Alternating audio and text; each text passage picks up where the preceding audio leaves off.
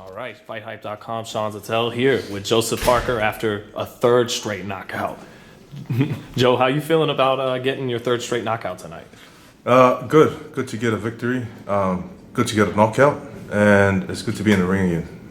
After not fighting, fighting once in 2019, it's good to start off the year early, and then I'm just looking forward to locking in another fight soon, and hopefully keeping busy this year. Again, it was this overhand right. You knocked out Lepai with that. You've knocked out a few guys in a row with that shot. Why is it that punch keeps getting the knockout? I think just I was working a lot on sitting down on my punches, and going forward a bit more. I mean, I showed that, but I got hit with punches I shouldn't have been hit with, and I could have put on a better boxing display. But I think the excitement got to me, and I got in close and tried to take it to him. Is part of maybe getting those shots too? Is it's against a guy who's not top 5 guy? Yeah. Not as concerned sometimes. Coming back, I mean, you're always going to be concerned in the ring. You don't want to be caught with anything, and you don't want to be, like I said, if I put on a better boxing display, I don't think you would have been able to touch me as much. But I just wanted to take it to him, and I wanted to be a bit more exciting, and yeah. Are you doing that as well with an eye towards future fights? Yeah, I mean, future fights, it's I think the higher the level of opponent, of course you're going to be a bit more cautious and lift your game. But, I want to be mixing it up.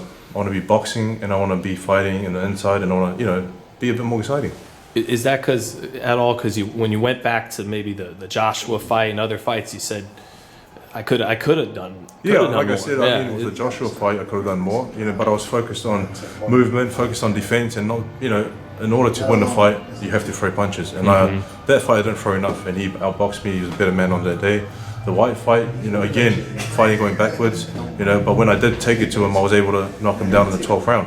So the thing is just, not focusing on moving too much, but mixing it up and being a bit more aggressive. And letting my hands go. When I let my hands go, I get the results. But if I hold on to them, you can't get the results. So does that mean the way you're fighting now, those fights will go differently in the style? I believe so. Yeah. I believe so. If I, like I said, let my hands go and move forward and go back and mix it up, I can. I know I can do damage. But it's a fine line, isn't it? It's a fine line. You don't want to be going forward and getting caught and then being the one on the floor. So these fights it sounds like it's helping it bring it all together. That's what these fights mixing do. It up and seeing what works and what doesn't work. And obviously coming inside, I saw some things that didn't work. and then boxing from the outside, I saw some things that did work. So it's all about just improving. If I come back at the next fight and show some improvements, it'll be good.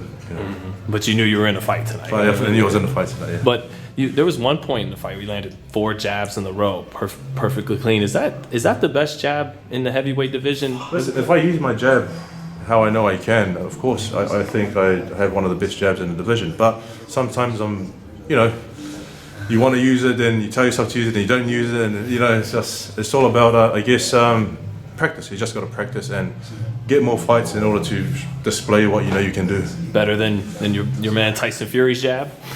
Listen, I've never sparred him, and I've never, but he has a great jab as well. And we saw that last weekend. Now, you're number 2 in the world, ranked at WBO. Derek Chisora, Usyk will fight for the number 1 spot. Does that mean you're going to fight for the winner at some point during this year? I guess so. I guess if that's a fight that our team wants to make, I'll take it in a heartbeat, and I'll take it with both hands. And I said before, I want to fight the best fights out there and the biggest fights out there, and I back myself against anyone. So if it's an opportunity that comes our way, I'll be more than happy to take it. Who do you expect to win that fight? I'm picking Usyk, just because of his boxing ability and the movement that he presents. I think he'll be too quick for Chisora, but he has to be careful. Chisora's got that overhand right, and he's got some power behind him. But I heard you speaking before we started, and you sounded excited about a Usyk fight. Oh, listen, a Usyk fight would be amazing. I'd love to fight him because I see him as a skillful fighter, and I like to test myself against the best in the world, and I believe he will be a great test for me. Because you can really box well yourself, so I can box. So would you box him, or would you fight more like you did tonight? Both. Yeah. Box and pick the shots or pick the opportunities to go in, and I'm sure it'll be exciting just to see how it unfolds if it happens. I hope it does. I mean, I think boxing hopes it. I hope it does as well. But do you want that fight more, or do you want a rematch with Joshua or Dillian White more? What's the any of them? I mean, whatever fight comes our way. You know, you can't really be picky if there's already fights that have already been made. So whatever opportunity arises, you just got to take it with both hands because you're not sure when the next one will come. You and Kevin sound patient right now, but do you think it happens this year? One of those fights? I think it will. Okay. A lot of things can change in boxing very fast. And also, Joe, just wanted to ask, because Wilder, Fury did his thing.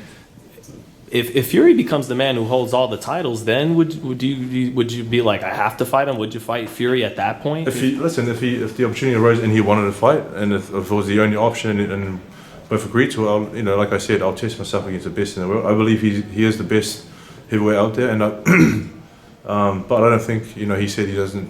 There's no reason for us to fight. So. Mm-hmm. Do you feel like you've continued to put people, because you're not even 30 yet, and you're still in the top 5. You basically fought everybody. You feel like people maybe aren't forgetting that, but they're underrating you right now, or? Listen, everyone has an opinion, right? And you know, you got some good opinions and bad opinions, but all you got to do is focus on what you have to do. And if you focus on what you have to do, you know, you have a goal in front of you. It doesn't really matter what opinions are. You know, you just got to look at the positive and stay sharp. Well, thanks so much, Joseph. Anything else you want to say to boxing fans after tonight? Yeah, thanks. Listen, it's I got a lot to give. Thanks to everyone for tuned in. It was a okay fight. It was alright. It was great to get the result. Good ass fight. It was good to get the result that we wanted to look. They wanted to get a knockout and look good, but there'll be a lot more improvements and come back stronger and better. Can't wait to see you fight again, Joe. Thank you. Thank you.